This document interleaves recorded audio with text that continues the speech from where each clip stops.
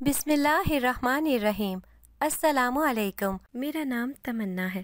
میرے والد صاحب اس دنیا میں نہیں تھے۔ چھوٹے چھوٹے بہن بھائی تھے۔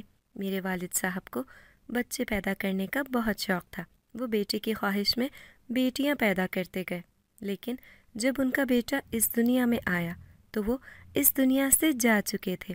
اب میری 7 بہنیں تھیں اور ایک بھائی تھا، لیکن وہ بہت ہی زیادہ چھوٹا تھا۔ میں زیادہ پڑھی لکھی نہیں تھی، لیکن محلے کے ایک پرانے اسکول میں استانی کی جاب کرتی تھی۔ باقی میرا اور کوئی بھی ذریعہ معاش نہیں تھا۔ میری امی گھر میں کپڑے سیا کرتی تھیں۔ گھر ہمارا اپنا نہیں تھا۔ ایک ٹائم کا کھانا ہوتا تھا تو دوسرے ٹائم کا نہیں ہوتا تھا۔ بہت زیادہ پریشان رہتی تھی کیونکہ میرے سے 2 چھوٹی بہنیں جوان ہو گئی تھیں اور باقی کی عمر تو کم تھی، لیکن وہ بھی ہمارے جتنی ہی لگتی تھی، اور میری اپنی شادی کی عمر ہو چکی تھی۔ میں جس اسکول میں پڑھاتی تھی یہ بہت ہی زیادہ پرانا تھا۔ یہاں پہ زیادہ سہولیات نہیں تھیں۔ سنا تھا کہ یہاں پر پہلے پولیس کی کوئی چوکی تھی جب انڈیا اور پاکستان تقسیم نہیں ہوئے تھے۔ یہ اس زمانے کی بات ہے۔ ان کے پاس زیادہ وسائل نہیں تھے اور اسکول پر 1 روپیہ بھی نہیں لگایا جاتا تھا۔ کبھی کسی کلاس کی چھت ٹوٹ جاتی تھی تو کبھی کسی کلاس میں سے پانی نکلنا شروع ہو جاتا تھا۔ یہاں پر بڑے بڑے درخت لگے تھے جن کے نیچے بٹھا کر بچوں کو تعلیم دی جاتی تھی، اسی لیے یہ لوگ ہمیں زیادہ پیسے بھی نہیں دیتے تھے۔ لیکن آج کل BA پاس لڑکی کو بھی کوئی اچھی نوکری نہیں ملتی تھی، اس لیے میں چپ چاپ یہی کام کرتی رہتی تھی۔ اسکول میں میں بڑی کلاس کو پڑھایا کرتی تھی، لیکن چھوٹی کلاس بھی تھی جس میں سے ایک کلاس میں ایک بچہ پڑھتا تھا۔ اس کا نام جابر تھا۔ وہ عجیب طرح کا بچہ تھا اور اپنی حرکتوں کی وجہ سے پورے اسکول میں مشہور تھا، کیونکہ وہ بات نہیں کرتا تھا۔ اس کی ماں نے جب اسے یہاں داخل کروایا تو اس نے بتایا تھا کہ یہ بول سکتا ہے۔ پہلے تو ہمیں یہی لگتا تھا کہ شاید بے زبان ہے، لیکن ایسی کوئی بات نہیں تھی۔ وہ بات کر سکتا تھا لیکن بولتا نہیں تھا۔ اس کی عمر 7 سال ہوگی۔ بہت ہی زیادہ خوبصورت بچہ تھا۔ اس کی آنکھوں کا کلر ایسا تھا جیسا میں نے آج تک نہیں دیکھا تھا۔ نہ تو اسے نیلا کہا جا سکتا تھا اور نہ ہی سرمئی۔ بہت ہی خوبصورت بچہ تھا۔ نہ تو کسی کے ساتھ کھیلتا تھا، نہ کسی کے ساتھ بیٹھ کر کوئی چیز کھاتا تھا، بس اپنی دنیا میں مصروف رہتا تھا۔ لیکن جب پیپر ہوتے تھے تو اس کے نمبر اتنے تو آ جاتے تھے کہ وہ پاس ہی ہو جاتا تھا۔ پڑھائی کے معاملے میں وہ اس لحاظ سے برا تھا کیونکہ جب اس سے ہم کہتے کہ سبق سناؤ تو وہ آگے سے کچھ بولتا ہی نہیں تھا، یہاں تک کہ لکھ کر بھی نہیں دکھاتا تھا۔ لیکن پیپر میں اس کے نمبر آ جایا کرتے تھے۔ کبھی تو وہ ایسے دیکھتا تھا جیسے بچہ نہیں، کوئی بہت ہی سمجھدار اور سنجیدہ سا آدمی ہے۔ ایک دن میں کھانا کھا رہی تھی، بریک کا وقت تھا، جب میں نے اسے ایک درخت کے نیچے بیٹھا دیکھا۔ میں نے اسے دور سے دیکھا، وہ سارے بچوں کو دیکھ رہا تھا۔ مجھے تو ایسا لگا کہ شاید اسے بھوک لگی ہے اور وہ کھانے پینے کی چیزوں کو دیکھ رہا ہے، کیونکہ میں نے اسے کبھی بھی کچھ بھی کھاتے ہوئے نہیں دیکھا تھا۔ ایسا بھی تو ہو سکتا ہے کہ اس کے پاس اتنے پیسے ہی نہیں ہوتے تھے کہ وہ چیز لے کے کھاتا ہے، یا اس کی ماں اسے کھانے کے لیے کوئی چیز دیتی۔ ویسے اس کے کپڑے تو ہمیشہ صاف ستھرے تھے۔ وہ غریب ضرور تھا لیکن گندا نہیں تھا۔ میں اس کی طرف جانے لگی تو میری ایک دوست نے کہا کہ رہنے دو، کوئی ضرورت نہیں ہے، یہ بچہ ہم سب کی سمجھ سے باہر ہے۔ میں نے کہا کہ نہیں، شاید اسے بھوک لگی ہوئی ہے۔ میں اس کے پاس جا کر بیٹھ گئی۔ میں نے اس سے بات کرنے کی بہت کوشش کی، اس کے سامنے کھانا بھی رکھا، لیکن اس نے کھانا نہیں کھایا۔ پتہ نہیں، شاید میری فطرت بھی ایسی تھی کہ جس کام سے انسان کو منع کیا جائے وہی کرتا ہے۔ میں بھی بار بار اس بچے کی طرف متوجہ ہوتی تھی، اس کا خیال رکھنے کی کوشش کرتی تھی، کیونکہ باقی بچے اس پر ہاتھ بھی اٹھاتے تھے اور اسے بہت زیادہ تنگ بھی کرتے تھے۔ اس کے ساتھ کوئی کھیلتا بھی نہیں تھا۔ ایک دن بہت تیز بارش ہونے لگی۔ اتنا تیز طوفان ہم نے آج تک نہیں دیکھا تھا۔ اس عمارت کا کوئی بھروسہ نہیں تھا۔ میں نے اپنے ساتھی ٹیچرز کو کہا کہ بچوں کو لے کر کسی ایسی جگہ پر چلی جائیں جو بالکل محفوظ ہو۔ انہوں نے ایسا ہی کیا، سارے بچوں کو ایک جگہ پر جمع کر لیا کیونکہ یہ عمارت تو بہت زیادہ پرانی تھی۔ میں نے دیکھا تو وہ بچہ بچوں میں موجود نہیں تھا۔ پھر میری نظر پڑی تو میں حیران رہ گئی۔ وہ ایک درخت کے نیچے کھڑا تھا۔ بارش اتنی تیز تھی کہ وہ آگے نہیں آ پا رہا تھا اور اسے آگے آنا بھی نہیں چاہیے تھا۔ میں نے کہا کہ میں اس کو لے کر آتی ہوں۔ مجھے میری ایک سہیلی نے روکا۔ اس نے کہا کہ بارش بہت تیز ہے۔ میں نے کہا کہ اسی لیے تو میں جا رہی ہوں، نہیں تو وہ بچہ یہاں پر کیسے آئے گا۔ میں اس طرف گئی اور میں نے بمشکل اسے وہاں سے پکڑا اور اس کا ہاتھ پکڑ کے واپس آنے لگی، اسے آگے بھیج دیا۔ لیکن اچانک سے یہ بہت تیز طوفان چلا اور درخت کا ایک تنا اڑ کر میری طرف آیا۔ اس کے بعد مجھے نہیں پتا کہ میرے ساتھ کیا ہوا۔ میری آنکھ کھلی تو میں ہسپتال میں تھی۔ میری ماں سر پکڑ کر بیٹھی تھی۔ میری بہنیں کافی پریشان تھیں اور میرے اسکول کے پرنسپل اور ایک ٹیچر بھی وہاں پر موجود تھے۔ مجھ سے میرا پاؤں ہلایا نہیں جا رہا تھا۔ میری امی نے فوراً مجھے کہا کہ بیٹی کیسی ہے تو، ٹھیک تو ہے؟ وہ بہت زیادہ رو رہی تھی۔ میں نے کہا کہ ہاں میں ٹھیک ہوں۔ تھوڑی دیر کے بعد ڈاکٹر آیا، اس نے چیک کیا۔ میں نے کہا کہ کیا ہوا مجھے؟ تو ڈاکٹر نے بتایا کہ آپ کی دائیں ٹانگ ٹوٹ گئی ہے کیونکہ لکڑی کا بہت بڑا تنا آپ کی ٹانگ کے اوپر گر گیا تھا اور ہمیں فی الحال تو نہیں معلوم کہ آپ پھر سے چل پائیں گے یا نہیں، لیکن ہڈی 2 جگہ سے ٹوٹی ہے، اسی لیے آپ کو آرام کرنا ہوگا اور اپنا بہت خیال رکھنا ہوگا۔ یہ خبر میرے لیے بہت بری تھی کہ کیا میں معذور ہو گئی تھی؟ میں نے بھی رونا شروع کر دیا۔ میری ماں نے مجھے تسلی دی۔ پرنسپل نے میرا سارا خرچہ ادا کر دیا تھا، لیکن اس سے زیادہ تو وہ میرے لیے کچھ نہیں کر سکتے تھے۔ جب میری تھوڑی طبیعت بحال ہوئی تو میں نے اپنی دوست سے پوچھا کہ وہ بچہ کیسا ہے۔ میری دوست نے کہا کہ وہ بچہ بالکل ٹھیک ہے، اپنے گھر چلا گیا تھا، تم نے اس کے لیے اپنی ساری زندگی برباد کر لی۔ میری دوست مجھ پر غصہ کرنے لگی۔ میری ماں نے کہا کہ کون سا بچہ تھا؟ میں نے اپنی دوست کو اشارہ کیا کہ میری ماں کو نہ بتانا، لیکن اس نے ساری کہانی میری ماں کو سنا دی کہ اس کو بچانے کے لیے چلی گئی تھی اور اس کے ساتھ یہ سب کچھ ہو گیا، ورنہ اتنے خراب موسم میں وہاں پر جانا ہی نہیں چاہیے تھا۔ ٹھیک ہے، ہم بچوں کو پڑھاتے ہیں، ان کی ہمارے اوپر ذمہ داری ہے، لیکن یہ کہاں لکھا ہے کہ ان کے لیے ہم اپنی زندگی برباد کر دیں؟ میری ماں نے کہا کہ آج کل تو بھلائی کا زمانہ ہی نہیں ہے، میں بھی ماں ہوں، تمہیں بچانا چاہتی ہوں، سمجھ سکتی ہوں کہ تم ایک اچھی انسان ہو۔ میری دوست نے کہا کہ یہ سب ٹھیک ہے، پر اس کے دل میں نہ جانے کہاں سے اتنا رحم آ گیا کہ یہ اس طرح کی حرکتیں کرتی رہتی ہے۔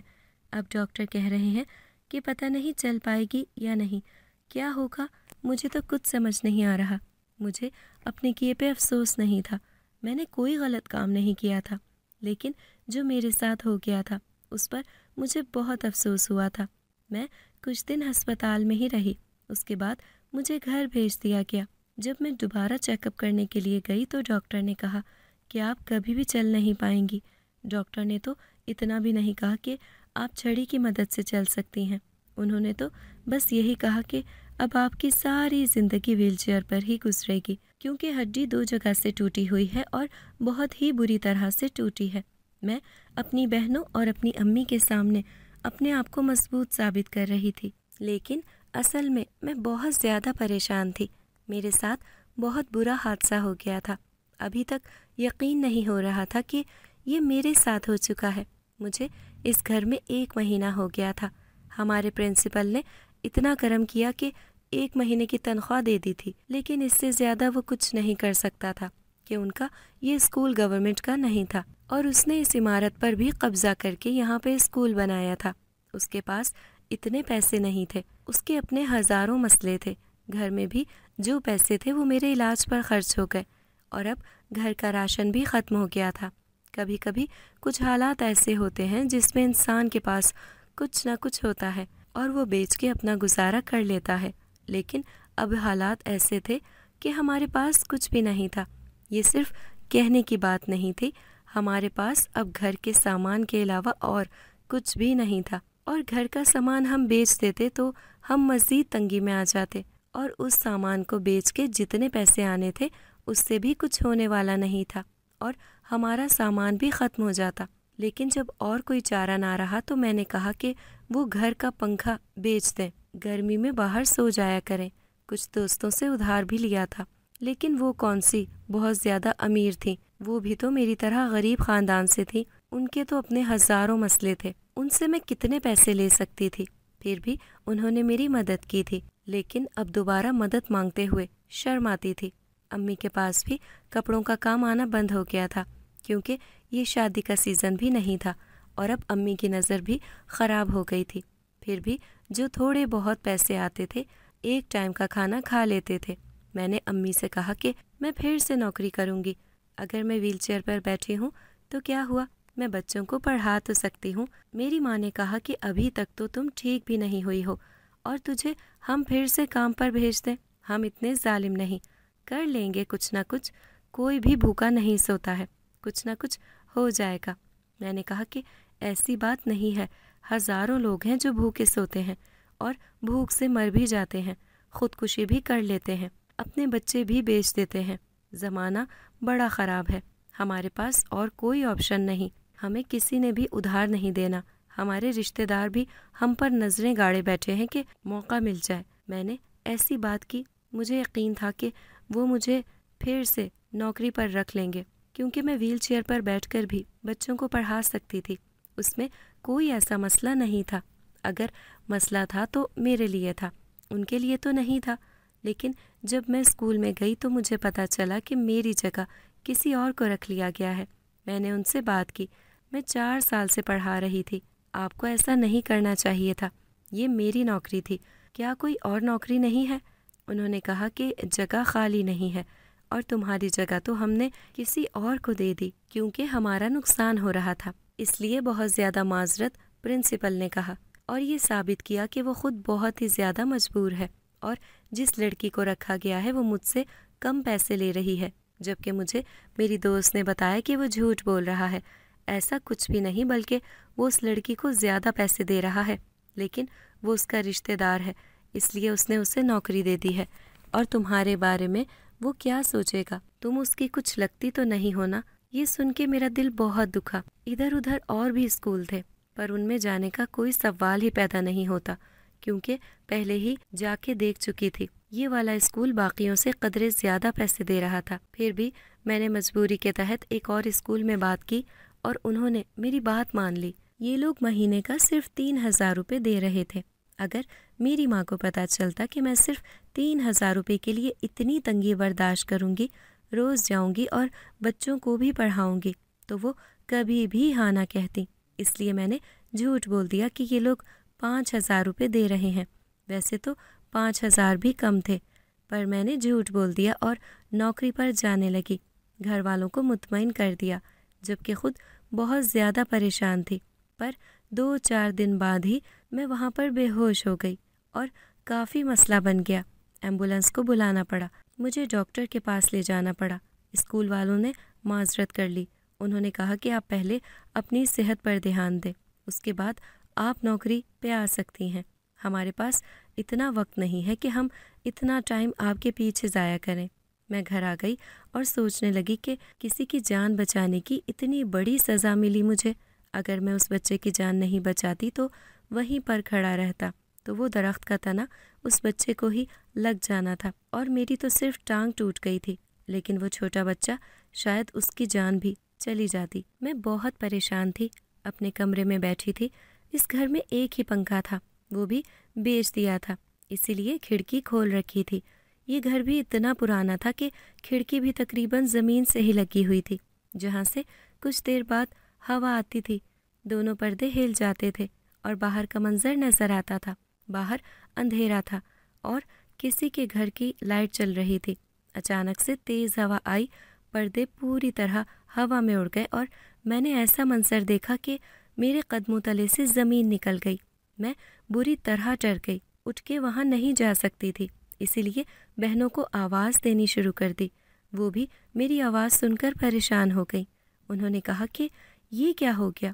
میں نے کہا کہ کوئی ہے، کوئی کھڑا ہے، میں نے ابھی دیکھا۔ انہوں نے فوراً باہر جھانکا تو باہر تو کوئی بھی نہیں تھا۔ میری بہن نے کہا کہ یہاں پہ کوئی بھی نہیں ہوتا، گلی بالکل سنسان ہوتی ہے، کیا ہو گیا آپ کو؟ میں نے کہا کہ میں نے دیکھا ہے کسی کو۔ انہوں نے کہا کہ کس کو دیکھا ہے؟ میں نے کہا کہ بچے کو۔ میری بہن نے کہا کہ آپ کیوں ہمیں ڈرا رہی ہیں؟ میں نے کہا کہ ڈرا نہیں رہی ہوں، میں نے اپنی آنکھوں سے دیکھا اور میں اس بچے کو جانتی ہوں، وہ میرے اسکول میں پڑھتا تھا۔ یہ وہی بچہ ہے جس کو بچانے کی وجہ سے میرا یہ حال ہوا۔ میری بہن نے کہا کہ شاید وہ بچہ آپ کے دماغ پر سوار ہے، کیونکہ آپ ہمیشہ اسی کے بارے میں سوچتی رہتی ہیں، کیونکہ اس کی وجہ سے یہ سب کچھ ہوا ہے۔ میں نے کہا کہ اس کی وجہ سے نہیں ہوا، اس کے لیے یہ سب کچھ ہوا ہے، لیکن مجھے کوئی افسوس نہیں ہے۔ میری بہن نے کہا کہ آپ آرام کریں، سب کچھ ٹھیک ہو جائے گا۔ سب کچھ کیا ٹھیک ہونا تھا؟ آج ہمارے گھر میں کھانے کے لیے کچھ بھی نہیں تھا۔ تھوڑی دیر کے بعد پھر سے ایسا لگنے لگا کہ کوئی باہر کھڑا ہے۔ میں نے اپنی بہن کو بلایا اور کھڑکی بند کروا دی، جبکہ کافی گرمی تھی۔ میں اپنا سر بیڈ کی ٹیک سے ٹکائے چھت کی طرف دیکھ رہی تھی۔ تھوڑی دیر کے لیے آنکھیں بند کر لیں، جب سامنے دیکھا تو قدموں تلے سے زمین نکل گئی۔ وہ بچہ میرے کمرے میں بیٹھا ہوا تھا۔ میری اوپر کی سانس اوپر اور نیچے کی سانس نیچے رہ گئی۔ وہ اندر کیسے آیا؟ پھر میرے دماغ میں یہ بات ہے کہ شاید کھڑکی سے اندر آ گیا ہوگا اور میرا دھیان نہیں گیا ہوگا۔ کیا کر رہے ہو یہاں؟ وہ مجھے بس چپ چاپ دیکھ رہا تھا۔ میں اسے اچھی طرح جانتی تھی اور وہ بھی جانتا تھا۔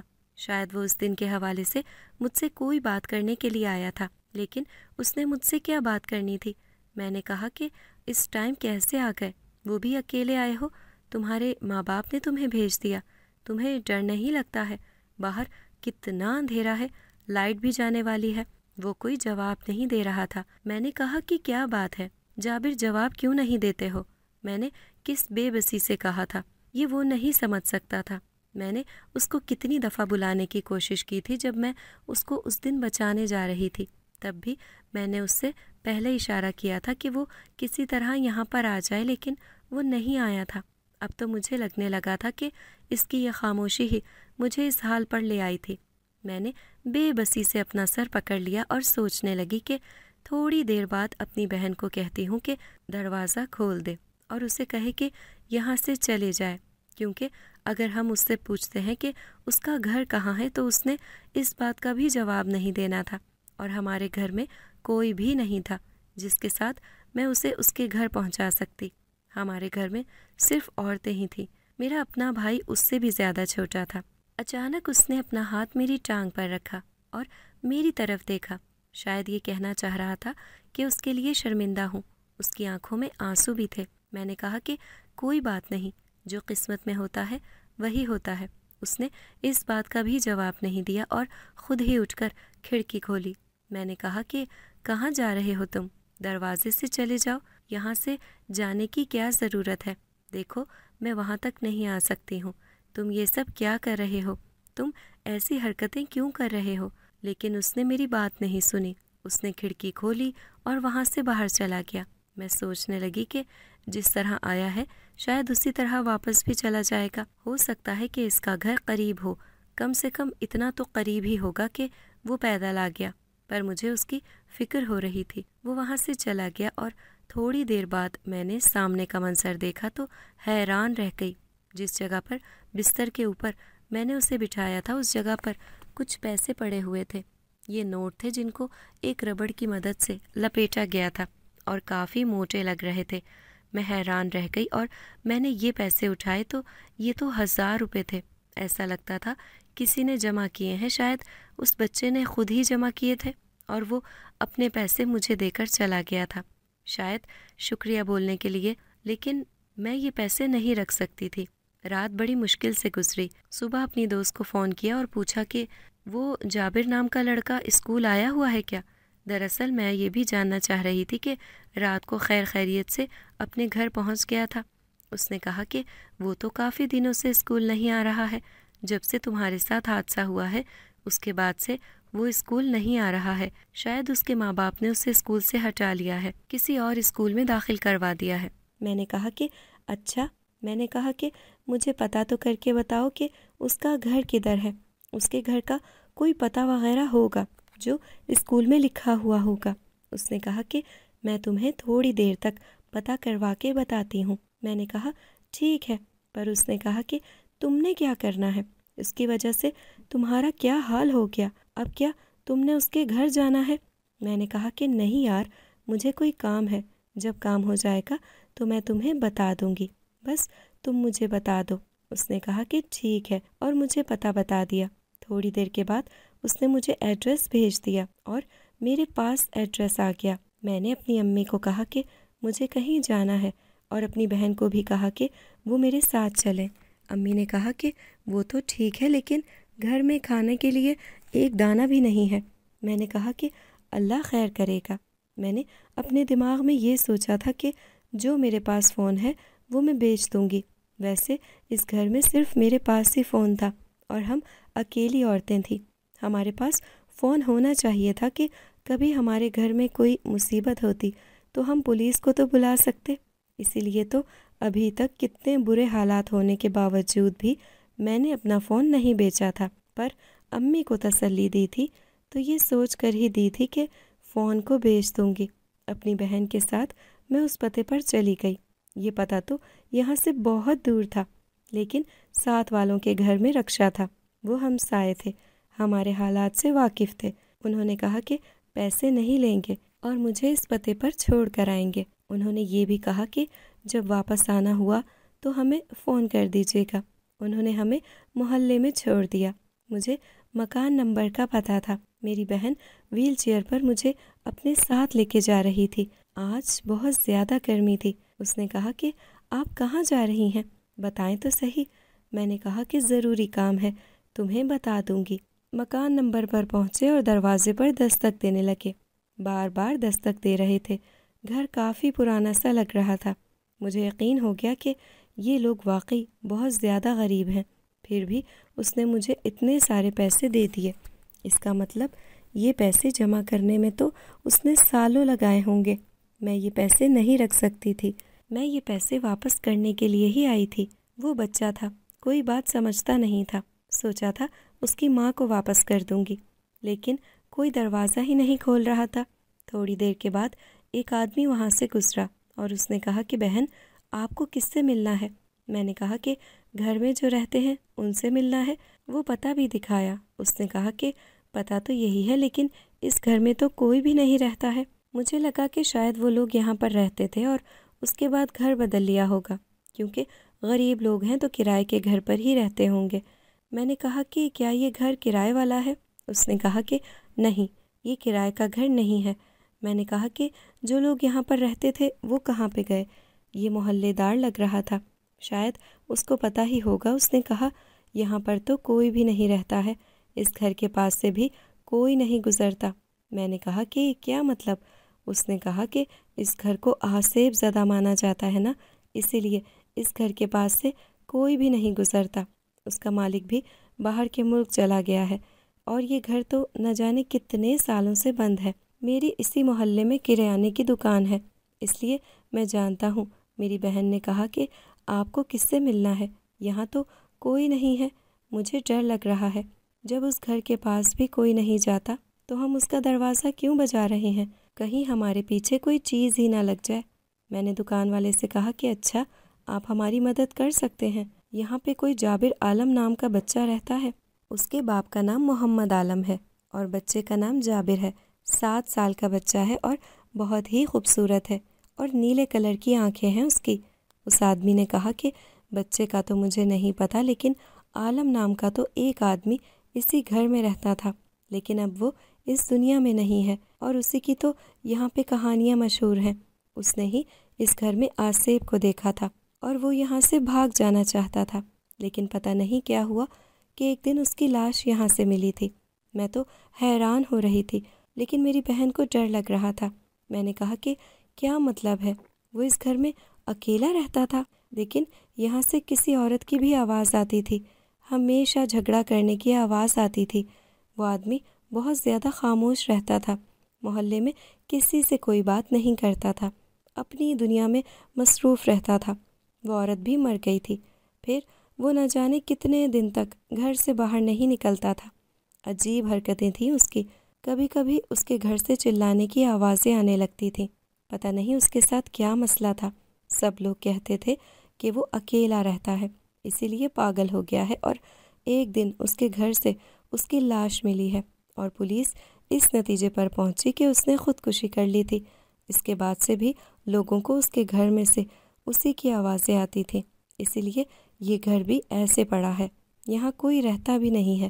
اور اس نام کے بچے کا تو مجھے نہیں پتہ، میں تو بچوں کو نام سے نہیں شکلوں سے جانتا ہوں، لیکن جو نام بتا رہی ہیں اس نام کے اس شخص کو پورا محلہ جانتا ہے۔ وہ صحیح کہہ رہا تھا، کیونکہ پتہ بھی تو میرے پاس اسی گھر کا تھا، لیکن شاید اس سے غلطی ہو رہی تھی۔ میں پیسے واپس کرنا چاہتی تھی پر کچھ نہیں کر سکتی تھی اور بہت زیادہ مجبوری تھی۔ سوچا کہ پیسے خرچ کر لیتی ہوں، اگر کوئی پیسے واپس لینے کے لیے آیا کبھی یا وہ بچہ ملا تو پھر اس کو پیسے دے دوں گی۔ ابھی بھی دل نہیں مان رہا تھا۔ اسی کریانے والے کی دکان پر چلی گئی اور کافی سارا سامان لیا۔ میری بہن بھی حیران ہو گئی کہ اتنے پیسے کہاں سے آئے۔ میں نے کہا ادھار لیے ہیں کسی سے، واپس کرنے کے لیے آئی تھی۔ اس نے کہا کہ جو شخص مر گیا ہے اس سے ادھار پیسے لیے ہیں۔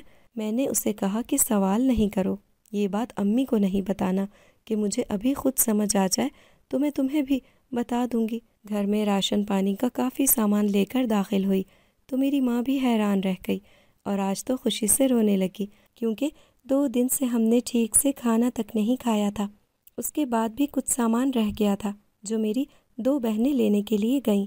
اب ہمارے گھر میں اتنا سامان تھا کہ ہمارا پورا مہینہ تو سکون سے گزر سکتا تھا، اور کچھ پیسے بھی بچ گئے تھے۔ میرا دل بھی نہیں مان رہا تھا۔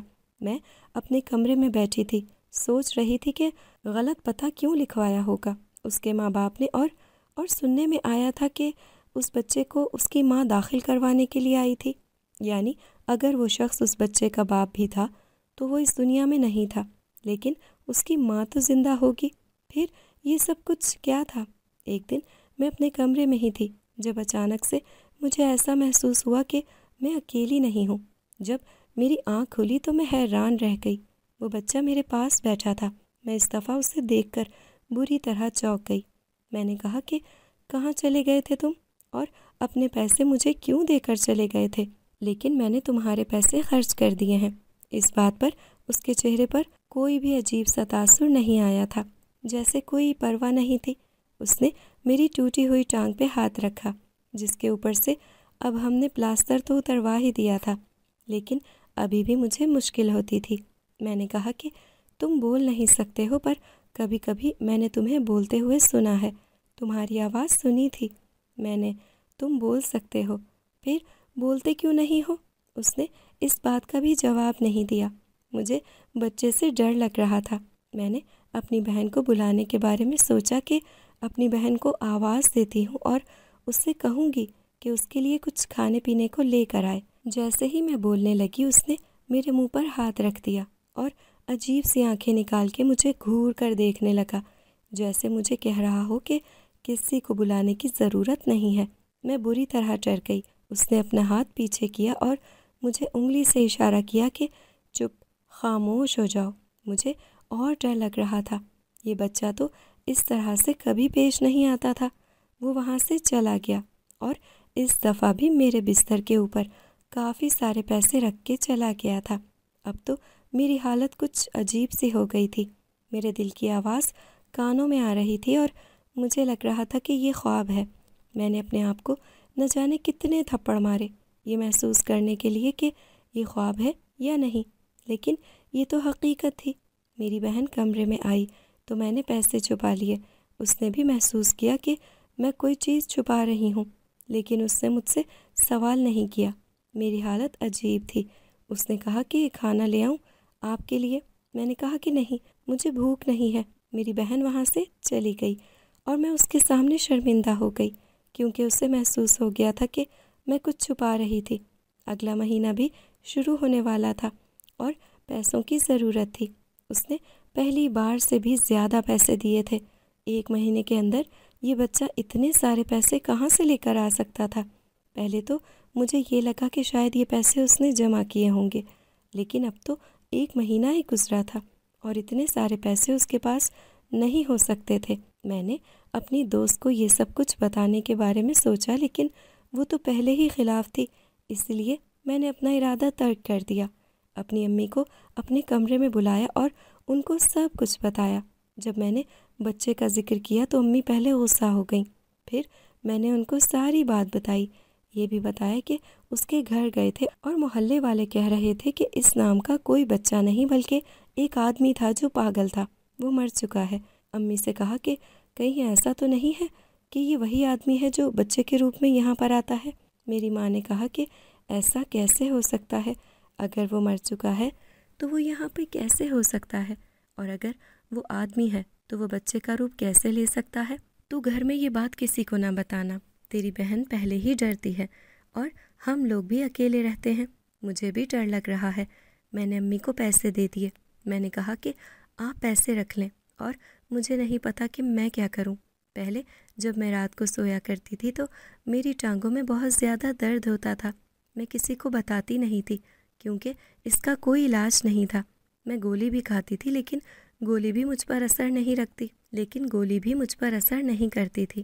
لیکن آج میری ٹانگ میں بالکل بھی درد نہیں ہوا اور میں سکون سے سو گئی۔ صبح میری بہن آئی، وہ مجھے صبح اٹھایا کرتی تھی، ویل چیئر میں بٹھا کر باتھ روم میں لے جاتی تھی۔ ابھی تک میری ساری بہنیں ہی میرا بہت ساتھ دے رہی تھیں، آخر بہنیں ہی بہنوں کا ساتھ دیتی ہیں۔ وہ میرے سارے کام کر دیا کرتی تھیں، اس لیے میں خود سے چلنے کی کوشش نہیں کر رہی تھی۔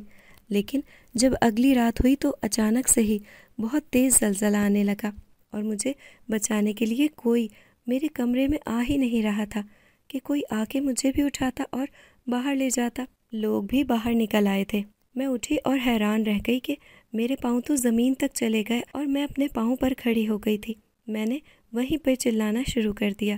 سب لوگ ایسے اٹھ کے میرے کمرے میں آئے جیسے کہ کوئی زلزلہ نہیں آیا اور وہ لوگ سو رہے تھے۔ انہوں نے مجھے میرے پیروں پر کھڑے دیکھا تو حیران رہ گئے۔ انہوں نے کہا کہ قدم بڑھاؤ۔ میں نے کہا میں قدم نہیں بڑھاؤں گی، نہیں تو میں گر جاؤں گی۔ میری ماں کی آنکھوں میں آنسو آ گئے۔ اس نے کہا کہ نہیں بیٹا، قدم بڑھانا ہے، قدم بڑھاؤ۔ میں نے ڈرتے ہوئے قدم بڑھایا۔ میں تھوڑا سا لڑکھڑاتی ہوئی آگے بڑھی، پر میں تو اپنے پیروں پر چل رہی تھی۔ مجھے ایسے لگ رہا تھا کہ جیسے میرا پاؤں بیٹھے بیٹھے شل ہو گیا تھا اور اب آہستہ آہستہ ٹھیک ہونے لگا ہے، اور کچھ ہی دیر میں میرا پاؤں بالکل ٹھیک ہو گیا۔ میری ٹانگ میں نہ تو کوئی درد تھا نہ شل تھی، ایسا لگتا تھا کہ میری ٹانگ کبھی ٹوٹی ہی نہیں تھی۔ میں چلتے چلتے پورے کمرے میں پھرنے لگی۔ میں ہنس بھی رہی تھی اور رو بھی رہی تھی۔ میری بہنیں بھی حیران تھیں اور میری ماں تو سجدے میں گر گئی کہ میری بیٹی کی ٹانگ ٹھیک ہو گئی، جبکہ ڈاکٹر نے کہا تھا کہ یہ کبھی چل نہیں پائے گی۔ مجھے وہ لمحہ یاد آیا جب اس بچے نے میری ٹانگ پر ہاتھ رکھا تھا۔ اب میں اپنے پیروں پر چلتی تھی۔ میں نے اپنی امی سے کوئی بات نہیں کی، ان کو جو موضوع بتایا تھا وہ بھی ان کے دماغ سے نکلنے لگا۔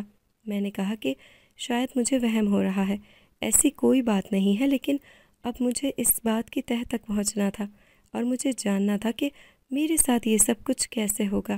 ہم اگلے دن ڈاکٹر کے پاس گئے۔ ڈاکٹر بھی حیران تھی۔ اس نے کہا کہ یہ تو کرم ہوا ہے، لیکن ایسا بھی نہیں ہے کہ کرشمے نہیں ہوتے۔ ہسپتالوں میں اس طرح کے کام ہوتے رہتے ہیں، لوگ تو مر کے بھی کچھ سیکنڈ کے بعد واپس آ جاتے ہیں۔ ڈاکٹر کا کہنا تھا کہ میں بالکل ٹھیک ہوں اور اپنی زندگی میں روزمرہ کے کام کر سکتی ہوں، مجھے کوئی بھی مسئلہ نہیں ہوگا۔ مجھے ایسا لگتا تھا کہ مجھے میری زندگی واپس مل گئی ہے۔ میں نے ویل چیئر پر پورے 6 مہینے گزارے تھے اور میرے لیے یہ وقت بہت مشکل تھا۔ اپنے ہاتھ سے اپنے کام کرنے کا جو مزہ ہے وہ محتاجی میں بالکل بھی نہیں ہے۔ محتاجی بہت بری چیز ہے۔ میں پھر سے نوکری کر سکتی تھی، اپنے گھر کو پہلے کی طرح چلا سکتی تھی، لیکن یہ بچہ، اس نے میری اتنی مدد کی، مجھے کچھ سمجھ نہیں آ رہا تھا۔ میں پھر سے اس گھر کی طرف گئی اور محلے والوں سے پوچھا۔ سارے محلے والے ایک ہی کہانی سنا رہے تھے کہ اس نام کا یہاں پہ کوئی بچہ نہیں، ایک آدمی رہتا تھا جو کہ پاگل تھا اور ایک دن مر گیا تھا، اس کی فیملی بھی نہیں تھی۔ اب میں بہت پریشان رہنے لگی تھی۔ اسی طرح 1 مہینہ گزر گیا۔ میں نے پھر سے نوکری شروع کر دی اور اس دفعہ میری قسمت میں شاید کچھ اچھا لکھا تھا کہ مجھے پچھلی نوکری سے زیادہ اچھی نوکری مل گئی تھی، اور یہ اسکول بالکل میرے گھر کے پاس تھا، اس لیے میرا کرایہ بھی بچتا تھا۔ گھر میں پھر سے حالات بہتر ہونے لگے تھے۔ ایک رات میں اپنے کمرے میں بیٹھی تھی، باہر بارش ہو رہی تھی، جب اچانک سے وہ بچہ میرے کمرے میں آ گیا، لیکن میں حیران تھی کہ اتنی بارش میں آنے کے باوجود بھی اس پر ایک بھی پانی کا چھینٹا نہیں تھا۔ میں نے اس کا ہاتھ پکڑ لیا۔ میں نے کہا کہ میں تمہیں جانے نہیں دوں گی۔ مجھے ڈر تو بہت لگ رہا تھا، لیکن اگر وہ چلا جاتا ہے تو مجھے میرے سوالوں کے جواب کون دیتا؟ میں نے کہا کہ تم کون ہو؟ تم نے میری ٹانگ ٹھیک کیسے کی؟ میری مدد کیوں کی تم نے؟ یہ سب کچھ کیوں کیا؟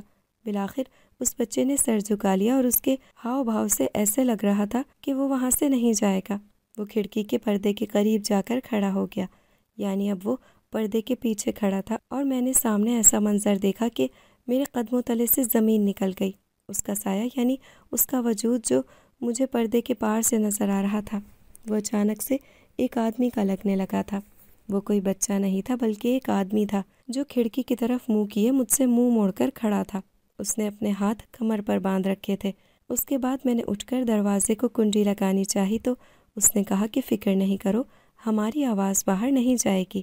میں ڈر گئی۔ اس کی آواز تو بالکل کسی مرد کی آواز جیسی تھی۔ اس نے کہا کہ میں انسان نہیں ہوں، میں ایک جن زادہ ہوں، لیکن میں کوئی اچھا جن زادہ نہیں تھا۔ میں نے اپنی زندگی میں بہت ساری غلطیاں کی تھیں، اس لیے مجھے اسی دنیا میں بھیج دیا گیا۔ یہاں پر مجھے ایک لڑکی بہت زیادہ پسند آ گئی اور میں نے جھوٹ بول کر اس کے ساتھ شادی کر لی اور اسے اپنے گھر میں رکھ لیا۔ لیکن یہ سب کچھ ناممکن تھا، یہ صرف خواب تھا۔ جب اس کو میرے بارے میں پتہ چلا تو وہ بہت زیادہ ڈرنے لگی، اور جب میں نے اسے گھر میں قید کیا تو اس نے خودکشی کر لی۔ وہ مجھ سے محبت نہیں کرتی تھی، وہ کسی اور سے محبت کرتی تھی، اور اس کی شادی بھی ہونے والی تھی، لیکن میں نے سب کچھ برباد کر دیا تھا۔ اس کے گھر والوں کو غائب کر دیا۔ جس شخص سے شادی کرنا چاہتی تھی اس کو بھی مار ڈالا تھا اور اسے اٹھا کر اپنے ساتھ لے آیا تھا۔ اسی لیے اس نے مجھ سے کبھی بھی محبت نہیں کی۔ وہ تو میری طرف دیکھتی بھی نہیں تھی اور ہمیشہ سے بھاگ جانے کی کوشش کرتی تھی۔ مجھے پتا تھا کہ جو میں چاہتا ہوں وہ ہو نہیں سکتا تھا، لیکن اسے اپنے ساتھ رکھ کر مجھے خوشی ملتی تھی۔